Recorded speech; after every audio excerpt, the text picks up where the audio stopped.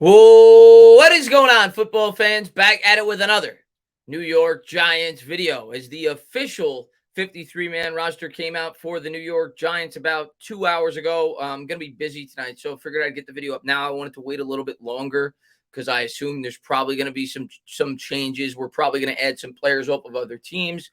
May even be some trades. Who knows what happens with the New York Giants? But I wanted to go over the initial official 53-man roster for the Giants. Maybe talk about some potential changes that may take place in the coming days. I would expect within the next 2 days or so, the Giants will kind of try to figure out all the loose ends of this roster. But obviously, the majority of it, we now know who will suit up for the New York Giants in 2022.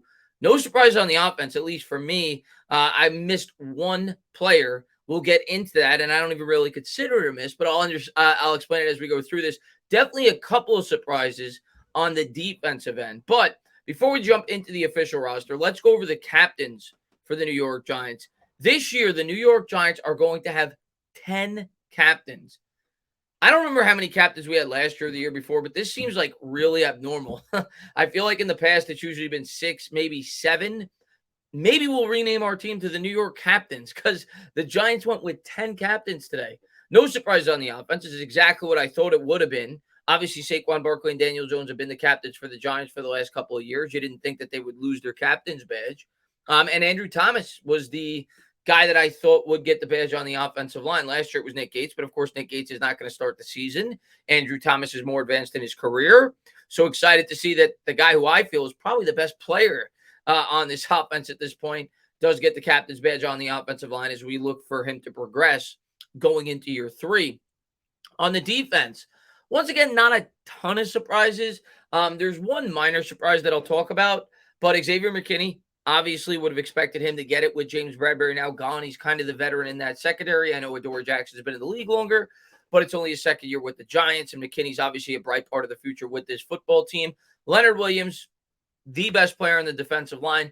Also, along with Leonard Williams, Dexter Lawrence got it, and it's basically that Dexter Lawrence is replacing Blake Martinez, which I guess is a bit of a surprise there. Martinez, of course, was the captain last year, went down with an injury. I think he was the captain the last 2 years, if I'm not mistaken.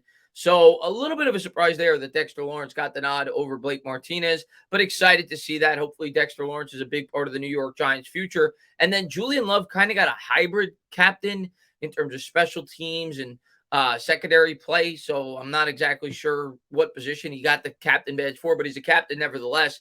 And then the special teams went with Graham Gano, who obviously deserves it, Casey Crider, the long snapper, and Cam Brown, who is known to be a very good special teamer, who kind of replaces Nate Ebner in that role. So there you go, 10 captains for the New York Giants. And obviously all 10 of those guys, you have to assume, are going to stick on the 53-man roster.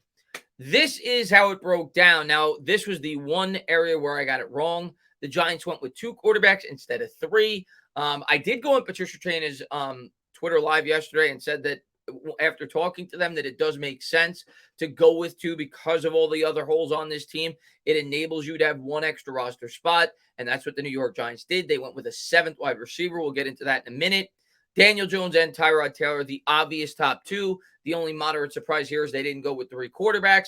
I would expect Davis Webb to stick on with the Giants on the practice squad or potentially be a part of this coaching staff. But I think he'll come back probably on the practice squad and essentially be that QB3.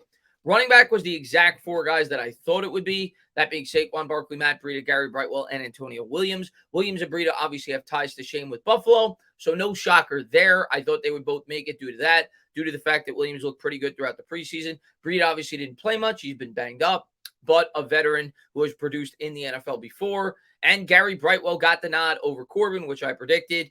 My major reason being, and I'm assuming it's the same reason the Giants had, was the fact that he could contribute on special teams, is known as a core special teamer, which is probably why he eked out Corbin for that spot. I'd like to see Corbin back with the Giants, much like I said with Webb, if he's able to come back via practice squad, if he's not claimed somewhere else. Very well could be, though. He looked good at times throughout the preseason.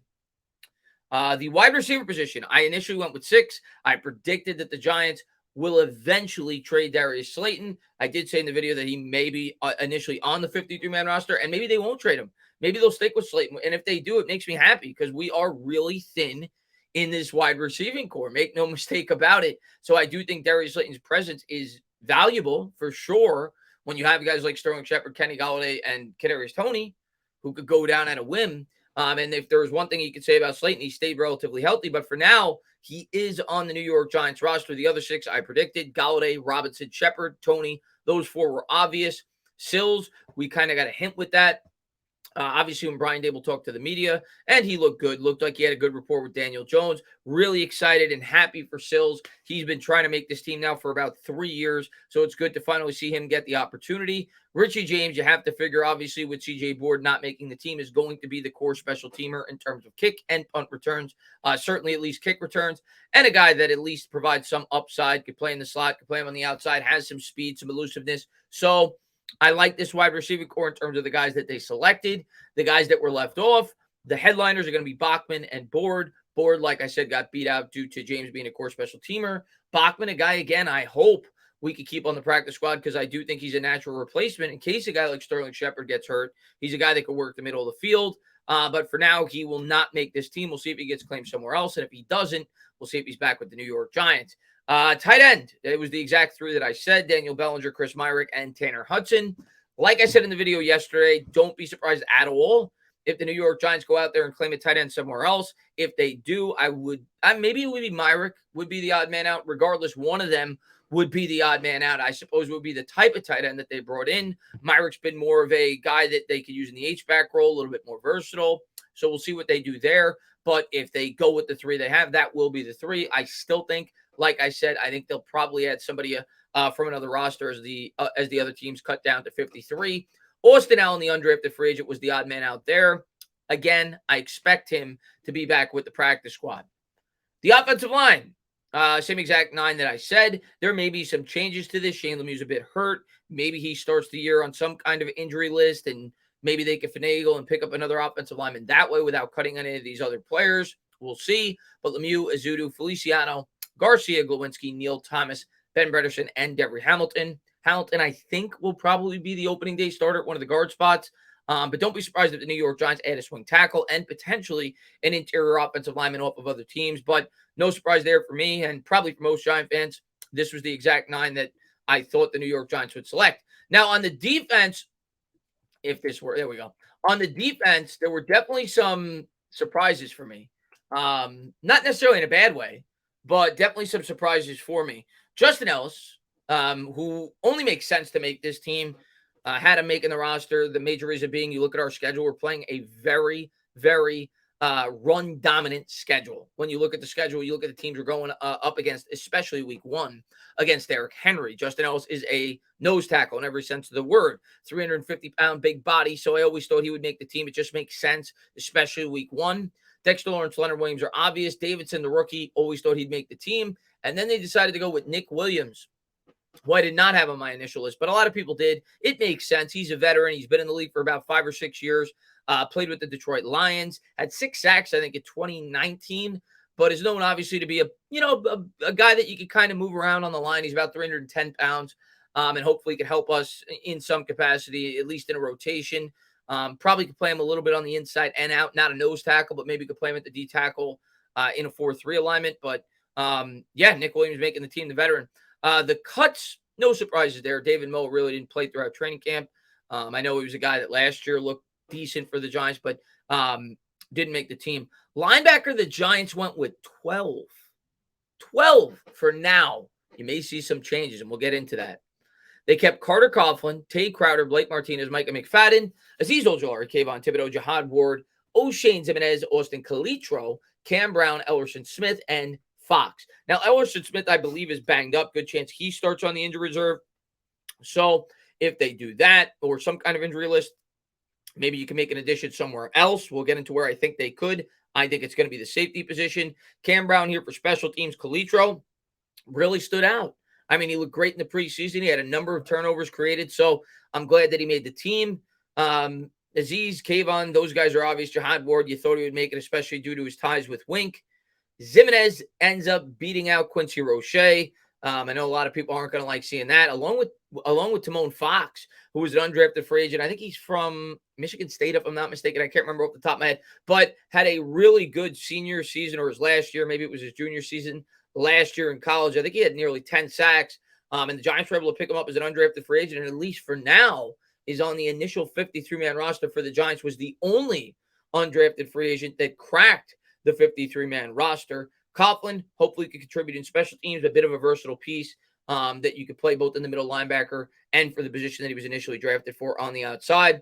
So the Giants have a ton of linebackers as of now on this roster. The secondary as of now only has 8 players, only 5 corners, and only 3 safeties, which leads me to believe there will be an addition to this grouping. And if I had to guess, you'd probably lose one linebacker, but we'll see. This is the secondary. Darnay Holmes, obviously, probably going to be the starting slot. Adoree Jackson, number 1 corner. Aaron Robinson opposite him. Then you got Cordell Flott to provide as, depth, the rookie 3rd-round pick, along with Rodarius Williams. Only 3 safeties. Dane Belton, the rookie, excited to see him play this year, and I do think the Giants will have some 3 safety sets. Julian Love and Xavier McKinney. Belton may not be ready to week 1. We'll see. By all accounts, though, from what I read on Twitter today, it seems like there's a good chance he will be. But even with all that being said, I have to think the Giants are going to add another member to this secondary, whether it be a versatile piece they could play both in the slot and at the safety spot.